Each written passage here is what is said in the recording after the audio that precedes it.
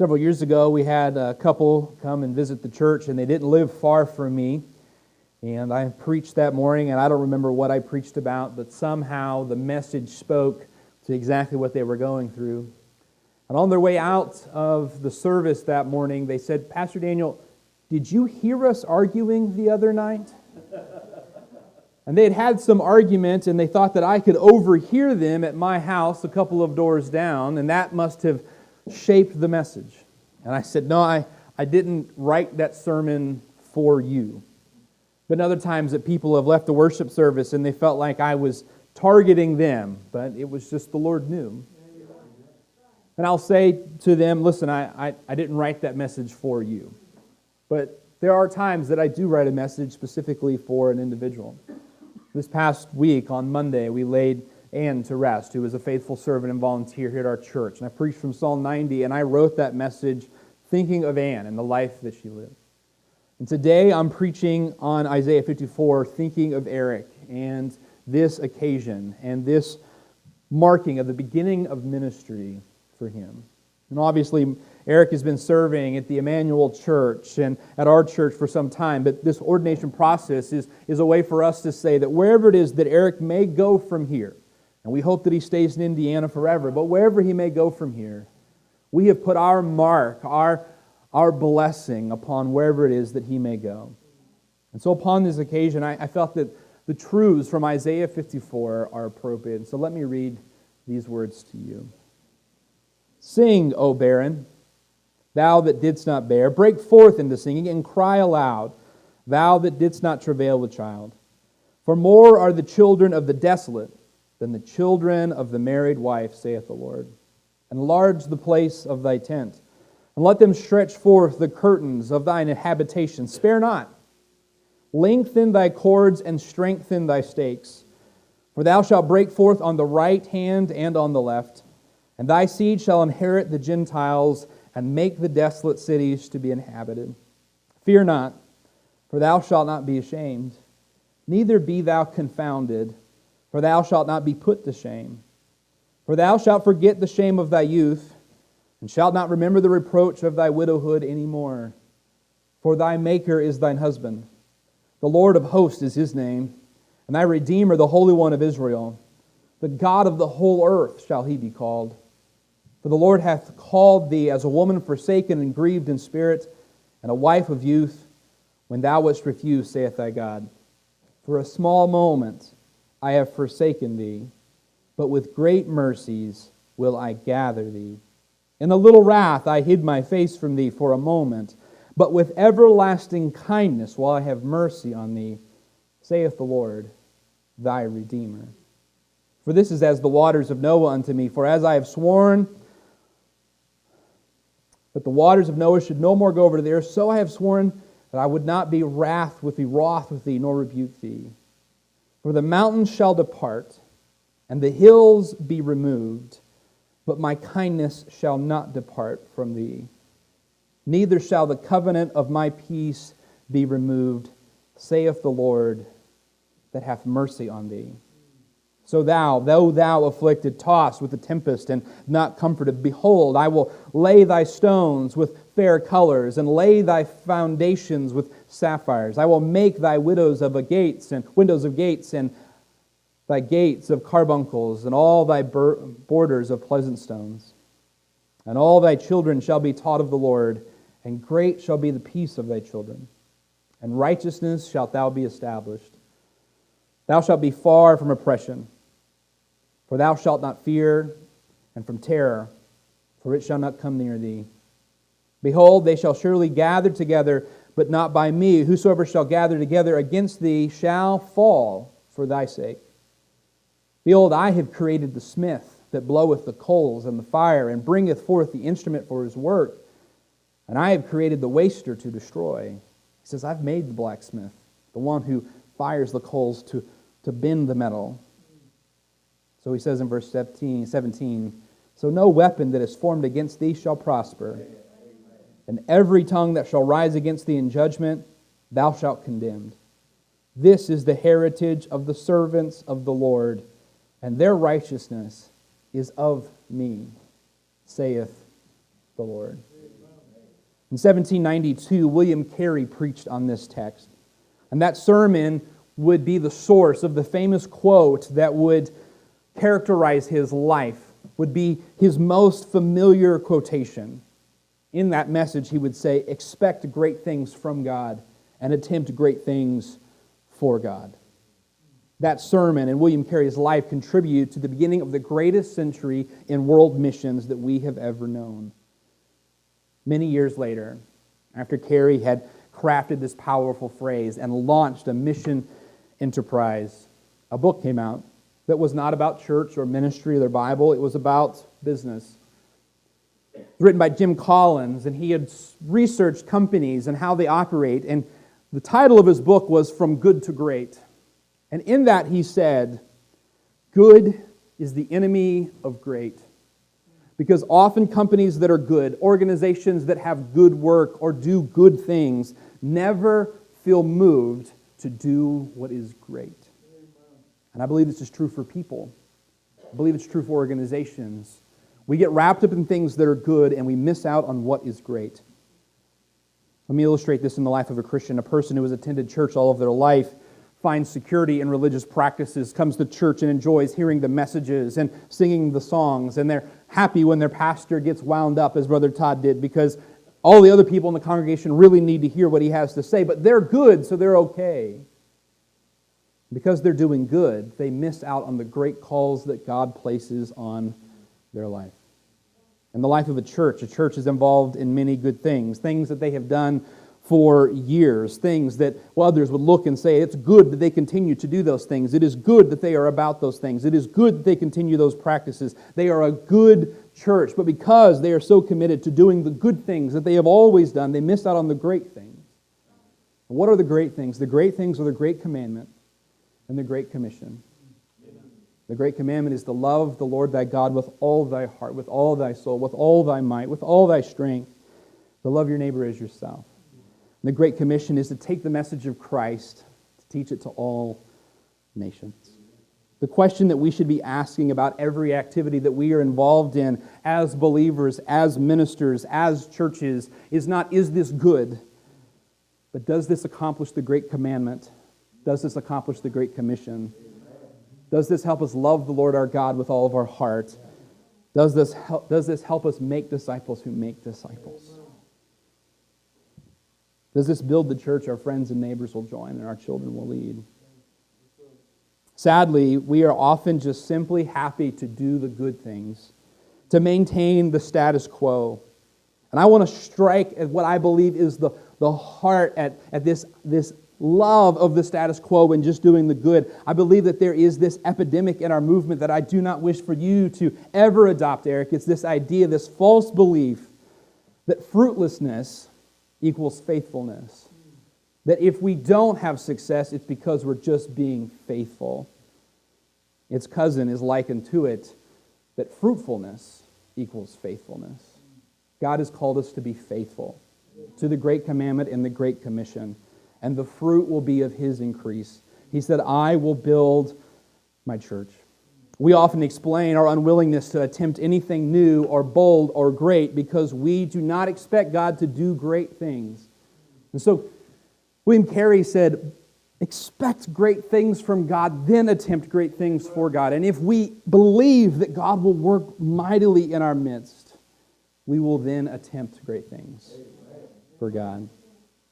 Let's be honest, we often struggle to believe that God will accomplish great things because we've been often disappointed and discouraged. Some of you might look at me and say, Pastor Daniel, how can you say that? We're in the middle of the service and we've just heard the singing and we've heard these messages, but I know that when we go and we eat lunch, we'll talk about how things have not gone as we'd hoped in the last 3 months at our churches. We'll talk about how people aren't as faithful as they used to be, that they don't attend as often as they used to, that they don't jump into things as often as they used to. And while we may come into services and sing and proclaim, we have this underlying belief that God is no longer doing great things, so then we no longer attempt to do great things. So what does it mean to expect God to do great things? It means to plan for her. When a woman is expecting, she starts making plans. And if you doubt this, be married to a woman who is expecting. And In this passage, Isaiah tells them to rejoice like a mother with a newborn, even though they're barren. What's he saying? He's saying, be like a mother who's expecting a child that is coming. And I fully appreciate this command. We got to realize that the people Isaiah is preaching to, they have little to sing about. Israel's preaching to a nation that had been judged. They'd been carried off as exiles. They were coming back. They'd suffered hardship. They had been punished. And yet, Isaiah has the audacity to stand before them and command them to sing like they have been blessed with children even though they are barren. To sing as though they had experienced great fruitfulness, though they have not. To sing as though they had experienced great success, even though by all measures they had not. Isaiah was preaching to prisoners who were returning to find their cities and temples different than what they had left behind. You see in the last section of this book, as Isaiah is coming to the close of his great message, he starts to tell us of this coming one. And so in Isaiah 53, just before this chapter, he talks about the one who's by his stripes we will be healed, the one who is coming to take away our reproach. And Isaiah says, though you are barren, you will have multitudes of children. Warren Wiersbe said that he thinks that Isaiah was Paul's favorite prophet because he quotes him 80 times in his letters. And he quotes this passage in Galatians chapter 4 where he's speaking of Jerusalem being the mother of us all and how that we are being added to the family. What was Isaiah speaking of here? He was speaking of the people coming back to Israel, but he was also speaking of the day that the Messiah would come and there would be many who would be added unto the Lord's church. They'd become a part of the family of God through the gracious message of Jesus Christ, offering them forgiveness of their sins and adoption into God's family. And that is what God is about. Right now in 2018, not just in 1938 or in 1958 or 1978. In 2018, God is still about changing lives and saving people, and that has not changed. And though our culture is changing faster than ever before, and it is different today than when I sat in your seat 15 years ago, and it will be incredibly different 15 years from now, God will still be about bringing people into His tent, into His tabernacle. And so Isaiah is saying, push out the walls of your tent and stretch out the cords of your tabernacle. Make new tent pegs because it's going to expand on the right and the left because there are many that the Lord wishes to bring into His church. And that might not look like it did in 1950. It might not look like the large Sunday schools that we experienced back in the day. It might not look at it like the times when people moved to a new city, they went and they found the local Free Will Baptist church or the local Methodist church because that's what their parents and grandparents were. It might not look it like that, but God is still about bringing people into His kingdom. And He's called you to expand His tent. He's called you to push out the walls on the right and the left. God tells us again and again in His Word that He will do great things and that we should believe. Great things are in the forecast. And it's amazing that you and I will get on our phones and we will look at the weather app and we will put more stock in what it forecasts about this afternoon than what God's Word has said He will do through the ages. He will continue to build His church. Great things are in the forecast. Why? Because our Maker is our husband. And with great mercy He gathers us. I mean, did you get a hold of what verse 10 says? The mountains shall depart, and the hills may be removed, but my kindness shall not depart from them. Neither shall my covenant. Mountains are moving in our culture right now. The world is changing. It is drastically different. And everything may be turned upside down, as it has again and again in the world, but God's mercy will not depart. Amen. America may come and go. Our nation may drastically change in the tenure of your ministry. We may no longer have the freedoms that we enjoy today. Or maybe we'll have greater freedoms in the future. Whatever comes, whether the mountains fall into the sea, God's promise will not fail. Amen. So 50 years from now, when you are preaching your final message at the church that you've led and you're retiring, that will not be different. Much will be different, but that will not change. And then God gives them this beautiful promise in verses 16 and 17. He says, I am the one that made the blacksmith, so no weapon that the blacksmith makes can harm you. No weapon formed against you will prosper. No tongue wagging against you will have credence. I will stand against them. And so, he gives us this confidence. We can expect great things from God in the decades to come. So let us attempt great things for God. And the first thing that he calls us to do is what you just led us in doing, is to sing and to give God praise. And that means even when things are not going well, we will sing because we are expecting God to do great things. And so in the darkest of times in your ministry, in times when things don't seem to be working, in times where you feel betrayed, in times where people that you have poured your life into will not show up and flake out, sing in those moments too, because the kindness of the Lord does not fade. Sing. Even though it is a time of barrenness, sing as though you're expecting. And continually enlarge your tent. The tents of the people are often easily added onto. When we add onto a house, it's a major undertaking. But the Lord has built his church so that we can constantly add new people into this fellowship, into this faith. And that is what God has called us to do, for us to constantly be expanding, not these buildings, not this brick and mortar, not the seating capacity, not the pews, but to be expanding God's church. Amen. And though it is a time right now in our nation that we feel like the church is not what it used to be 30 years ago, the tent has continued to expand in places that you and I have never been, in languages that we do not speak, because God is constantly building his church. And so wherever we're called to, in whatever context, let's continue to build the tent. Expect great things from God. Attempt great things for God. You say, well, Pastor Daniel, based on what you're preaching, it sounds like everything's going to be great for Eric. No, not at all. Because while Isaiah is preaching to people who have gone through great hardship and they're coming back from captivity, in the northern kingdom, there was a man named Hosea who God called him to marry a woman named Gomer. And she was a prostitute. And God called him to marry that woman to be a picture of God's faithfulness to his people. And though she would constantly run out on him, he would be faithful to her. God calls Hosea and gives him this command. And I can just imagine Hosea saying, you want me to do what, God?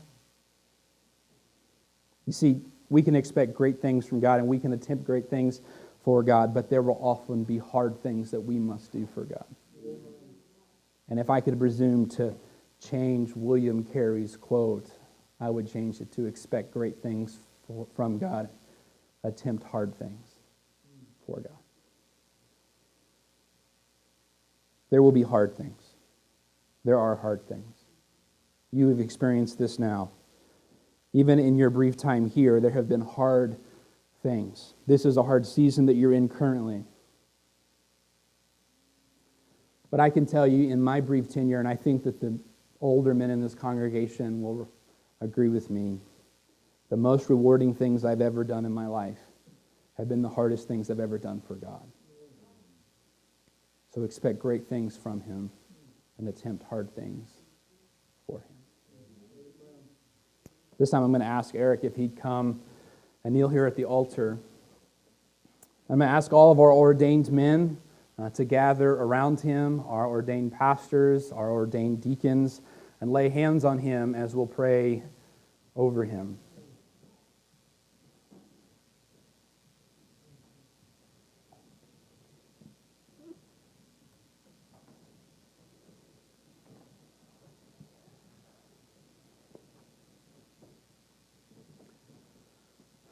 As our ordained men have gathered around him, I'm going to invite anyone who would like to come and be a part of this service to just come and step forward and join us as we pray over Eric in this beginning of his ministry as an ordained minister of the Free Will Baptist.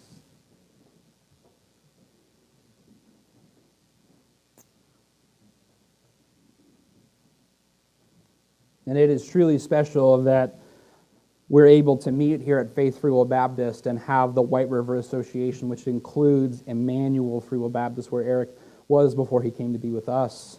and that also includes his father, who's an ordained minister. And so I'm going to ask Eric's father, Jeff Pope, if he would lead us in the prayer over Eric in this time.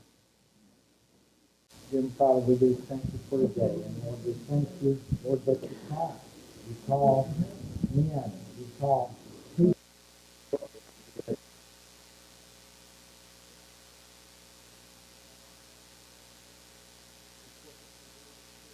Ordained Eric.